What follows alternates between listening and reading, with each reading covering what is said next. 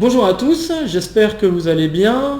Alors oui, malheureusement, encore un numéro d'une vie de mathématiques en intérieur chez moi. Je suis assez triste de ne pas pouvoir vous proposer une nouvelle balade, si je puis dire.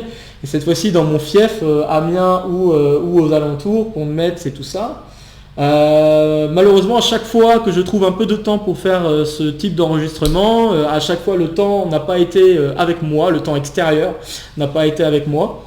Et donc c'est fort dommage. Peut-être que c'est une question d'organisation, que je suis pas assez rodé à ce niveau-là. Bon, c'est comme ça, faut faire avec.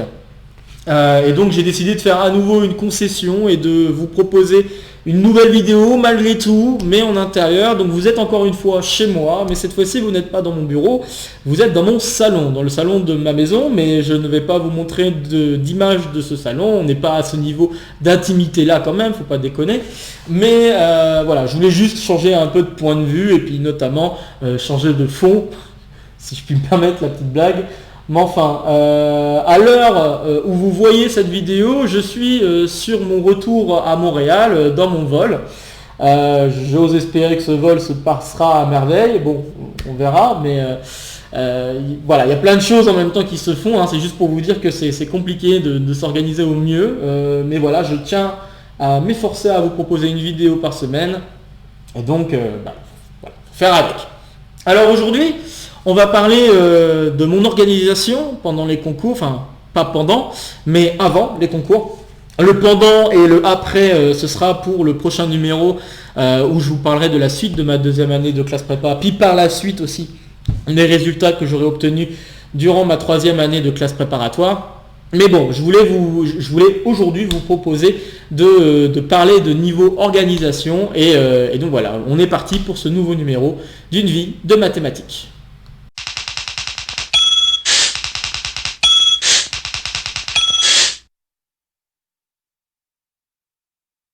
Mon organisation pendant les concours, pour la faire, c'est assez compliqué quand même à expliquer, mais bon, disons ça comme ça.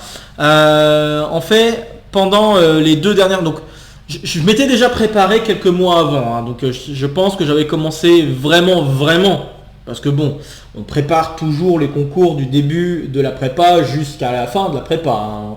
On est toujours baigné dans cette idée qu'il va falloir passer ces concours. Mais bon, il y a toujours le moment avant les concours, avant les écrits, où on essaie de s'organiser au mieux pour se donner un maximum de temps, se préparer au maximum, etc. Donc disons que mon organisation commençait quelques mois avant le début des concours, disons peut-être au niveau du mois de février.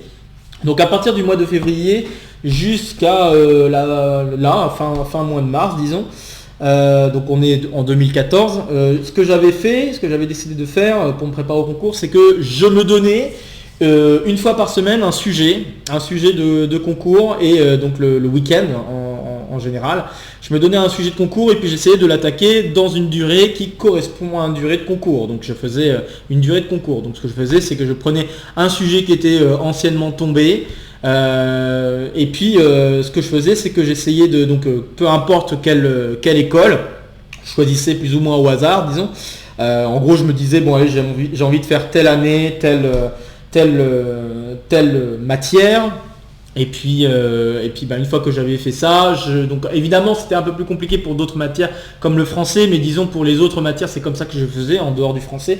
Je choisissais un sujet un peu au hasard et puis je l'attaquais pendant 4 heures. J'essayais de me donner 4 heures pour le faire chaque week-end. J'attaquais le sujet et je faisais en sorte de n'avoir aucune distraction.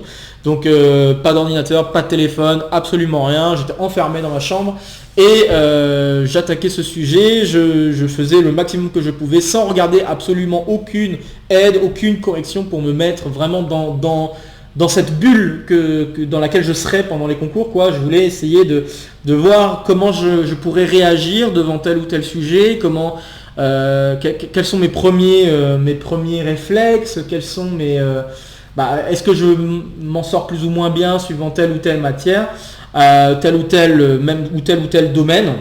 Et donc au bout de ces 4 heures, donc une fois que les 4 heures ont été faits, je déposais la copie, j'y touchais plus. Et je faisais la correction pendant la semaine. Donc tout le long de la semaine d'après, je corrigeais le sujet. Donc c'est-à-dire que J'essayais de trouver une correction, Doc Solus ou des choses comme ça. À partir de ces corrections, j'essayais de voir si ça collait par rapport à ce que j'avais raconté. Est-ce que j'étais loin ou pas de ce qui était raconté? Quelles étaient mes erreurs? Quels sont les points de cours que je n'avais pas compris, etc., etc. Donc ça a été assez utile d'attaquer déjà des sujets entre février et mars. Pour le français, c'était un peu plus compliqué parce que je pense que ce que j'avais décidé de faire, c'était d'essayer d'attaquer je sais pas, des questions. Oui, je pense que si je me souviens bien, c'est que j'avais repris les questions qui a été posées pendant tout au long de l'année concernant le thème de prédilection de l'année. Si je me souviens bien, c'était de la guerre, le thème de prédilection en 2014. En 2015, je ne me rappelle plus quel était le sujet, mais 2014, c'était ça, c'était de la guerre. Et j'essayais de revoir mes livres, pas forcément de les relire, mais en tout cas j'essayais d'extraire des informations. Alors en tout cas, je cherchais pas encore à apprendre les choses totalement par cœur, mais ce que j'essayais de faire, c'est que par rapport à telle ou telle question qui était posée pendant les années, les cours, ce que je faisais, c'est essentiellement, je reprenais la question, puis j'essayais d'y répondre à ma manière en disant qu'est-ce qu'il fallait en ressortir. Certes, j'étais peut-être un peu trop cantonné au format thèse-antithèse, peut-être, mais je pense que j'essayais de répondre à des questions qui étaient posées pour le français philo, et je faisais de mon mieux de ce côté-là. C'est vrai que le français philo, je pense que je m'étais peut-être pas suffisamment bien préparé, mais j'ai essayé de faire ce que je pouvais avec d'une part les bouquins, d'autre part les questions qui ont été posées pendant les années de prépa, et puis j'ai essayé de voir si j'arrivais à répondre plus ou moins ce qui correspondait au cours. Donc je me mettais le cahier à part, et vous connaissez le genre de technique, j'ai essayé de faire comme ça, mais pour les autres sujets, c'est comme ça que j'ai commencé comme je l'ai expliqué juste avant, en disant que à partir de février jusqu'à fin mars, j'essayais de me donner un sujet tous les week-ends, et je l'attaquais comme en circonstances concours, et je le corrigeais pendant la semaine d'après. Donc c'était déjà, je pense que c'était plutôt une bonne préparation. Et après donc quand on arrivait dans les dernières semaines, ce que j'avais fait, c'est que je m'étais fait encore une fois un emploi du temps, comme je vous l'ai dit, j'ai gardé mon organisation d'emploi du temps que j'avais mis en place depuis un peu avant la prépa, et que j'ai pu vous expliquer dans une précédente vidéo. Mais ce que j'ai fait, c'est que donc dans cet emploi du temps, cette fois-ci, j'ai vraiment mis quel sujet de concours j'allais faire, quelle matière. Et je me suis dit, ça je donne 4 heures, ça je donne 4 heures, ça je donne 4 heures, etc. etc. J'essayais de m'organiser pour ne pas être trop pris, donc c'est-à-dire que je voulais pas non plus être surmené, parce que c'est pas une bonne chose d'être surmené. On me l'avait dit déjà plusieurs fois, mais je le pensais aussi qu'être surmené, ça ne mènerait pas forcément à grand chose. Mais ce que je faisais, c'est que j'essayais de me donner 2 sujets de concours dans une journée. Donc par exemple le lundi, je faisais 2 sujets de concours en mode concours, et puis le soir et le lendemain matin, je le corrigeais. Donc le soir, je le corrigeais en faisant le tour donc je l'ai corrigé plutôt les 2 sujets. Donc j'essayais de corriger à l'aide encore une fois, de documents de solution et autres, rapports de jury, plein d'autres trucs qui sont utiles. Notamment les rapports du jury, je vous invite à les lire, parce que si je peux me permettre une petite parenthèse là-dessus, les rapports de jury vous disent exactement les erreurs qu'il faut vraiment pas commettre, c'est pas, ça vous permet vraiment d'avoir une idée de quelles sont les erreurs qu'il faut vraiment éviter sur une copie, quels sont les raccourcis qu'il ne faut pas emprunter. Ça, je pense que c'est vraiment très indicateur de ce qu'on attend de vous pendant les concours. On n'attend pas forcément de vous de faire tous les sujets. Et donc moi-même, quand je me préparais au concours, je ne cherchais pas forcément à faire tout le sujet. Quand je m'en sortais très bien, j'allais au maximum que je pouvais. Mais sinon, en général, j'essayais de faire un maximum dans le concours, et j'arrivais jamais... suivant les sujets, bien sûr, mais j'arrivais très rarement au bout du sujet, mais j'essayais de gratter un maximum de questions, même sur la fin, lire les dernières questions et tout ça. Donc je pense donc si je me souviens bien, je faisais comme ça, je faisais 2 sujets de concours, donc le lundi 2 sujets de concours, Le soir, je corrige l'un des deux. Le lendemain matin, je recorrige un autre. Et puis ensuite, je fais un sujet de concours. Enfin, je refais 2 sujets de concours, puis je recorrige. Donc j'ai essayé de faire comme ça. Alors évidemment, il y avait peut-être une journée où je me donnais du repos, ou deux journées, je pense. Parce que je faisais, comme je travaillais quand même jusqu'à tard, donc ce que je faisais, c'est lundi, mardi, c'était à fond. Donc 2 sujets concours, 2 corrections, 2 sujets concours. Pause le mercredi. Jeudi, on corrige les copies. Ensuite, un nouveau sujet de concours le soir. Le vendredi, re-sujet de concours.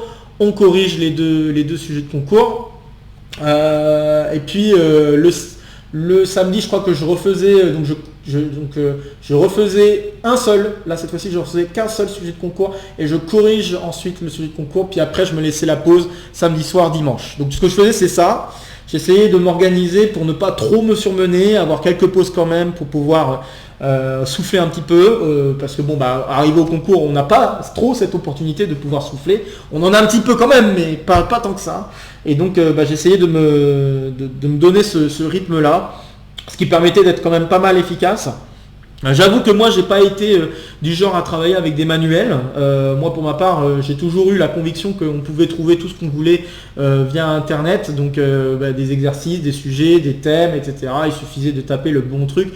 Évidemment, si on n'a pas les premiers réflexes, les premières idées de choses que l'on peut faire sur un sujet concours, ça peut aider d'avoir un bouquin, mais je pense que, en tout cas pour ma part, moi j'ai joué beaucoup sur le fait que je regardais un cours, je voyais que j'avais du mal sur un thème en particulier, et à partir de ce thème, genre la chimie par exemple, en physique-chimie, tout ce qui est thermodynamique et tout ça, j'avais pas mal de difficultés. Donc ce que je faisais, c'est que j'essayais de taper un truc, exercice en lien avec la thermodynamique, MP, etc. Et j'arrivais à trouver des choses si je voulais m'exercer un petit peu sans forcément faire un sujet concours.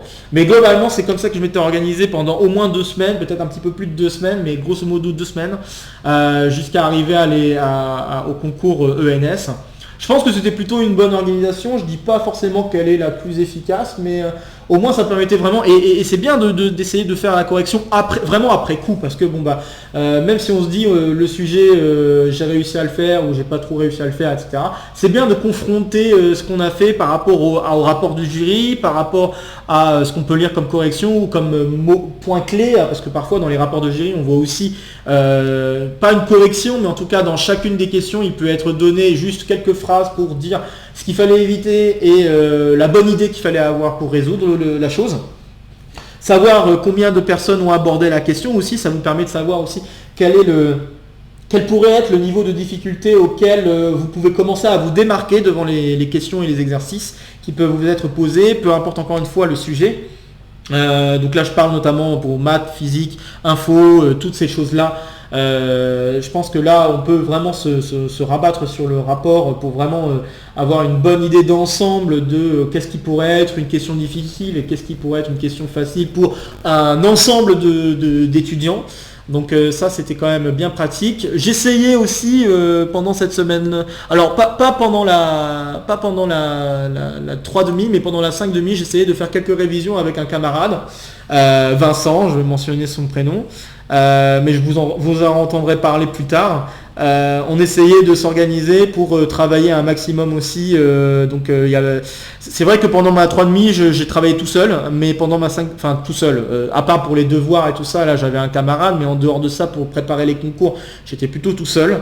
Par contre, pendant ma 5,5, j'étais pas tout seul cette fois-ci. J'avais préparé mon concours, les concours avec un camarade, et je trouvais ça peut-être plus dynamique de travailler avec des camarades, avec des gens. Alors d'ailleurs, moi j'ai pas eu cette occasion de pouvoir faire des stages en extérieur, donc dans un chalet. J'ai déjà entendu des choses comme des professeurs qui proposaient une semaine dans un chalet à travailler, ou dans un chalet, pas forcément dans un chalet, mais en tout cas vous m'avez compris, dans une maison, peu importe, à se regrouper pour attaquer des sujets pendant toute la semaine, les travailler tous ensemble, etc. Je trouve ça génial, et c'est dommage que ça n'a pas été proposé dans mon lycée.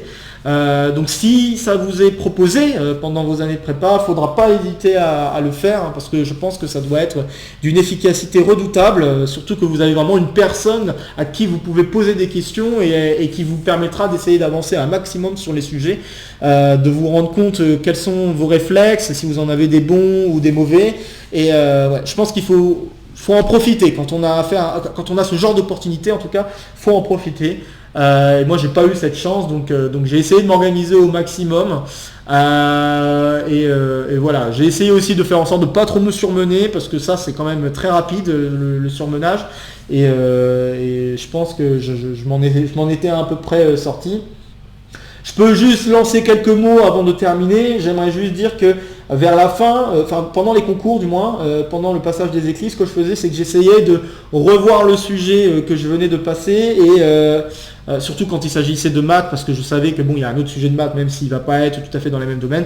Ça me permettait de voir aussi quel était le niveau des exercices, etc., qui étaient posés. Donc le soir je revoyais ces sujets-là, et puis encore une fois je me disais bon ok, ça c'est tombé, donc ça c'est tombé, donc du coup pour le prochain sujet peut-être que ça sera ça, etc. Ça permettait j'essayais de deviner quelles étaient les choses qui n'ont pas été posées, qui sont des questions classiques, et je me disais bon, ça, il y a des chances que ça tombe pour le prochain sujet.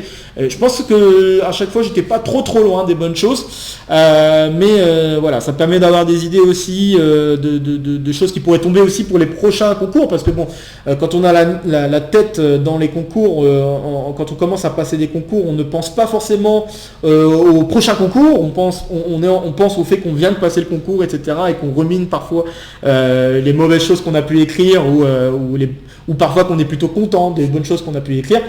Mais je pense que c'est bien d'essayer d'avoir un petit peu de recul quand on est en plein concours, hein, de se dire ok, ça c'est tombé, peut-être que le sujet du prochain concours, il y a des choses similaires qui pourraient tomber, se préparer à des questions à peu près du même genre, etc., etc. Ça peut donner une idée, même si le niveau des concours est différent, parfois les sujets de concours s'alignent, c'est déjà arrivé. Je crois que c'était, je sais pas si c'était mon année, non c'était pas 2016, c'était peut-être 2017. 2017 je crois, il y a eu 3 sujets qui parlaient des polynômes de Bernstein et de la preuve du théorème de Weierstrass à l'aide de probabilité. Et il y a eu 3 sujets, je crois que c'était Centrale, Mine et CCP. Les 3 concours s'étaient alignés pour donner le même type de sujet. C'était quand même assez étonnant. Donc comme quoi c'est pas inutile de rejeter un coup d'œil à ces sujets d'avant, de se poser des questions. Est-ce que j'ai bien fait ci? Est-ce que j'ai bien fait ça? Est-ce qu'il y a des choses qui pourraient retomber? Est-ce qu'il y a des choses qui n'ont pas été posées comme question et qui pourraient tomber comme question classique? Donc voilà, je vous invite vraiment à vous organiser au mieux pour vos concours. J'espère vous avoir donné quelques idées d'organisation possible si vous n'avez pas encore commencé à vous préparer pour les concours, à essayer de vous donner des sujets de concours, etc. Vraiment, vous en choisissez au hasard. Je pense que c'est la meilleure chose à faire, choisir des sujets au hasard, et de préférence ceux qu'on n'a pas forcément attaqués, c'est encore mieux. Alors moi en plus j'avais la petite difficulté supplémentaire que le programme venait de changer. Donc comme le programme venait de changer, c'était quand même un peu moins facile de savoir exactement ce qui était attendu. Mais bon, j'ai fait au mieux, et je me suis aussi basé sur les DS. Ça par contre les DS, ce que je faisais c'est juste de la relecture, je les refaisais pas forcément. Ce que je faisais c'est vraiment les concours au maximum pour me préparer au format, pour me préparer au temps qu'il me faudra, etc., etc. Donc j'espère que je vous ai bien aiguillé, ou en tout cas en partie aiguillé sur votre manière de vous préparer, de vous organiser pour les concours. Je vous souhaite bon courage et bonne chance pour ceux qui en passeront là dans les quelques semaines qui vont s'en suivre.